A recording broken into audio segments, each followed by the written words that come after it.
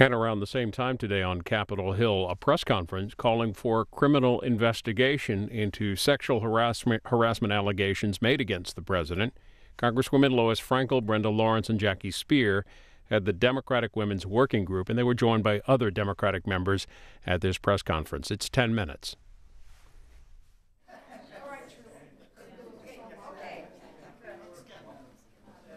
We're going to start when we said we would. The men. We got everybody here? Where are our two representatives? Okay. Good afternoon. I'm Lois Frankel. I'm chair of the Democratic Working Women's Group, and we'll have two speakers today, myself and Brenda Lawrence, who is our vice chair. And Jackie Speier may come in. She's our policy and communications chair. I want to thank my colleagues who are here today, and thank you for being here today. So the Me Too movement has arrived. Sexual abuse will not be tolerated, whether it's by a Hollywood producer, the chef of a restaurant, a member of Congress, or the President of the United States. No man or woman is above the law.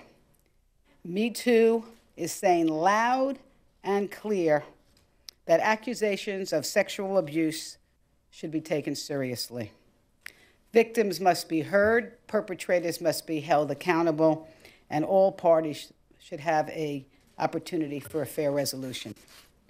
To date, more than 17 women have publicly come forward to accuse Donald Trump of sexual misconduct, forced kissing, unwanted touching, and groping on an airplane, in a corporate office, in a pageant dressing room.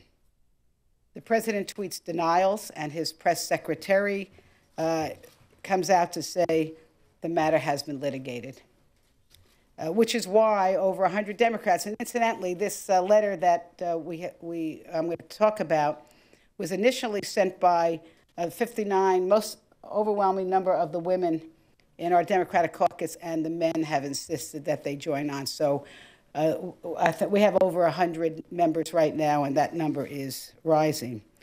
And we've joined in a letter to the Oversight and Government Reform Committee calling for a congressional investigation into the allegations of sexual misconduct by Donald J. Trump. Simply said, Americans deserve the truth. And with that, I yield to Representative Brenda Lawrence of Michigan.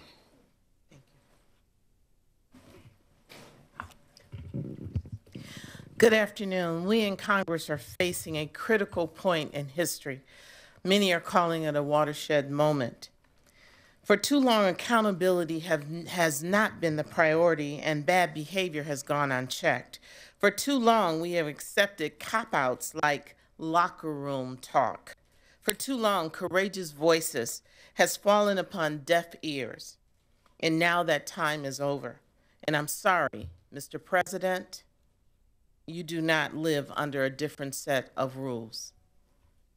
So, as the vice chair of the Democratic Women's Working Group and a member of the Oversight Committee, I stand here to support their right to a voice and to seek justice.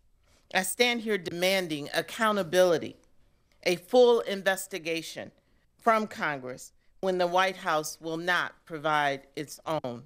I stand here in support of over 100 of my colleagues, and I'm sure millions across America asking for this fair and transparent investigation.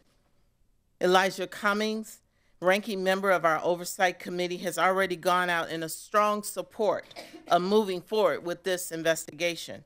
We hope that Chairman Gowdy will recognize the need and urgency of this matter. As a member of the Oversight Committee, I call on all of my colleagues who sit on this committee to support and immediately launch this investigation. Regardless of the victim or alleged predator, every voice deserves to be heard, and justice demands transparency, accountability, and due process. Thank you. Thank you. Any questions? My first question is, have you gotten any response from the Republican chairman about whether he's willing to? Not yet. And then my second question is, what do you say to Republicans who argue this isn't something that Congress should be investigating because it happened allegedly before Mr. Trump took office? The question is, I'm sorry, just so everyone hears the question. The question is, what do we say to Republicans who say this already been litigated and this is something that happened before Congress? Well, before the president was elected. The Oversight Committee has very broad jurisdiction. I'll remind everybody of the Whitewater investigation many years ago when President Clinton was investigated for matters that were outside his presidency. Yeah. Yes. It may be self-evident, but nobody said it. What is the end goal of this investigation? Donald Trump's not a member of Congress. These allegations took place before he was president. Censure, impeachment. What would you like to see the result? Well, I think I ended my remarks by saying right now it's to get to the truth. And I think if we can get to the truth, I think that will lead to the next step. And I'm a firm advocate of accountability. And that is what we're struggling with now in Congress. But you can't get there until you get to the truth. And the American people, with denials and accusations, they deserve to have a thorough investigation that will reveal the facts.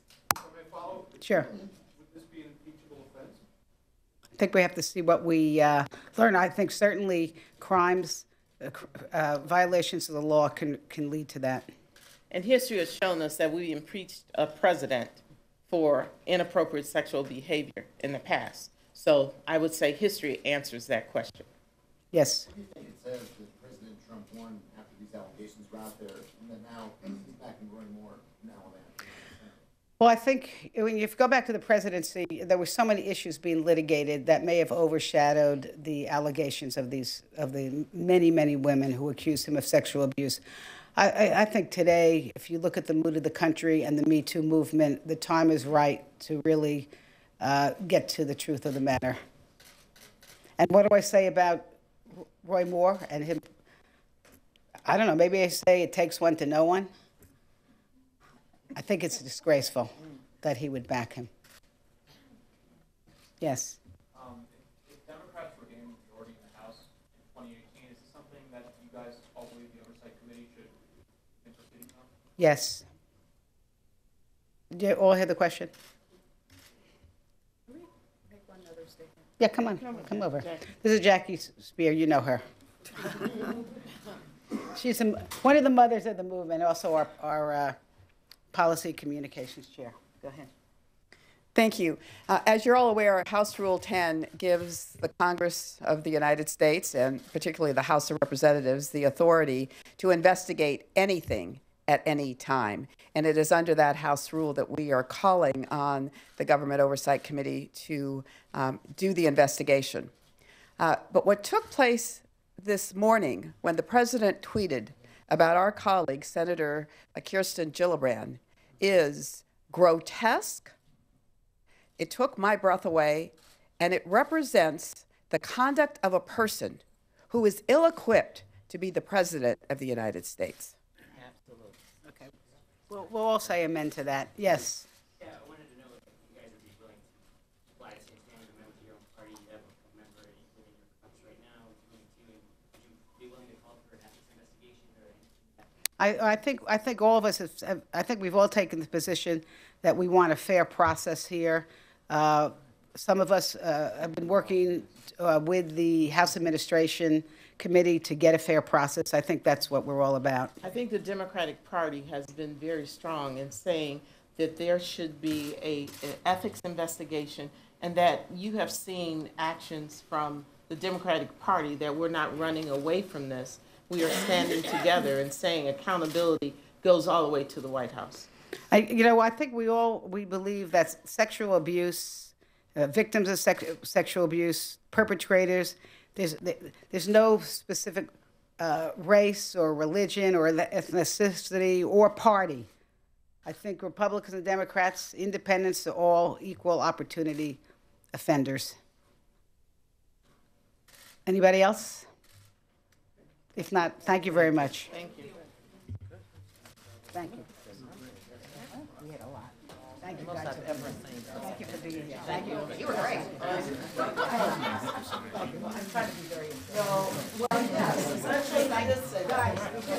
I signed the letter, so I figured out my